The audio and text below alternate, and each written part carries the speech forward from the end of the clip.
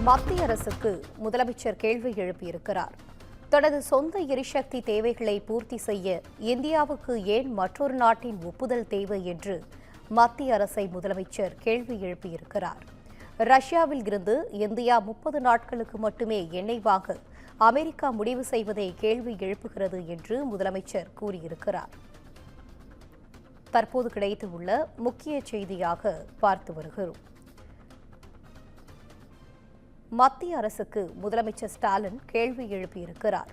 தனது சொந்த எரிசக்தி தேவைகளை பூர்த்தி செய்ய இந்தியாவுக்கு ஏன் மற்றொரு நாட்டின் ஒப்புதல் தேவை என்று அவர் கேள்வி எழுப்பியிருக்கிறார்.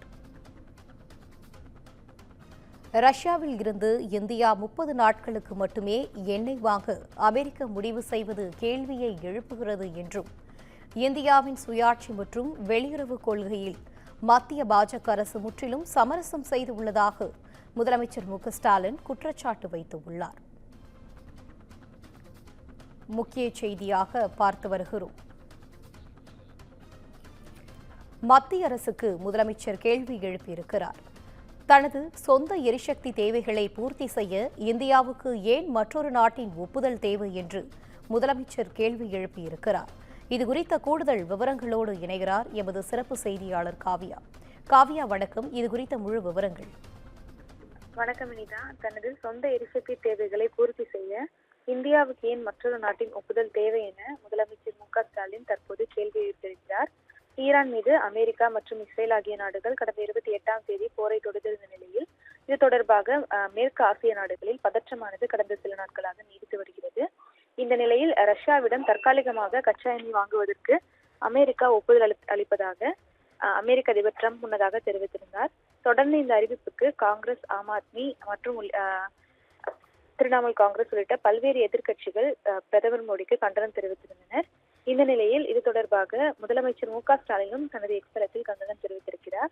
அதன்படி ரஷ்யாவிலிருந்து இந்தியா 30 நாட்களுக்கு மட்டுமே எண்ணெய் வாங்க அமெரிக்கா முடிவு செய்யும் போது அது ஒரு அடிப்படை கேள்வியை எழுப்புவதாக அவர் தெரிவித்திருக்கிறார். தனது சொந்த எரிசக்தி தேவைகளை பூர்த்தி செய்ய இந்தியாவுக்கு ஏன் மற்றொரு நாட்டின் ஒப்புதல் தேவை என முதலமைச்சர் ஸ்டாலின் கேள்வி எழுப்பியிருக்கிறார். விசாகப்பட்டினத்தில் இந்தியா நடத்திய சர்வதேச கடற்படை மதிப்பாய்வு பயிற்சியில் பங்கேற்ற உடனேயே ஆயுதம் ஏந்தாத ஈரானிய போர்க்கப்பலான IRIS சேனாவை அமெரிக்கா மூழ்கடித்தது தொடர்ந்து தங்களுக்கு கவலை அளிப்பதாகவும் முதலமைச்சர் ஸ்டாலின் சுட்டிக்காட்டியிருக்கிறார். பன்னாட்டு பயிற்சியின் ஒரு பகுதியாக இந்தியாவுக்கு வந்த ஒரு கப்பல் அத்தகைய சம்பவத்தை சந்திக்கும் போது இந்தியா அமைதியாகவோ செயலற்றதாகவோ இருக்க முடியாது எனவும் அவர் சுட்டிக்காட்டியிருக்கிறார். இந்தியாவின் நீண்ட கால மூலோபாய சுயாட்சி மற்றும் சுதந்திரமான வெளியுறவு கொள்கையின் பாரம்பரியத்தில் மத்திய பாஜக அரசு முற்றிலும் சமரசம் செய்வதாக முதலமைச்சர் ஸ்டாலின் குற்றம் சாட்டியிருக்கிறார். சர்வதேச அரங்கில் இந்தியாவின் கண்ணியம் பாதுகாக்கப்பட வேண்டும், மேலும் நாட்டின் இறையாண்மை மற்றும் நலன்கள் பாதுகாக்கப்பட வேண்டும் எனவும் முதலமைச்சர் ஸ்டாலின் தனது எக்ஸ் தளத்தில் வலியுறுத்தியிருக்கிறார்.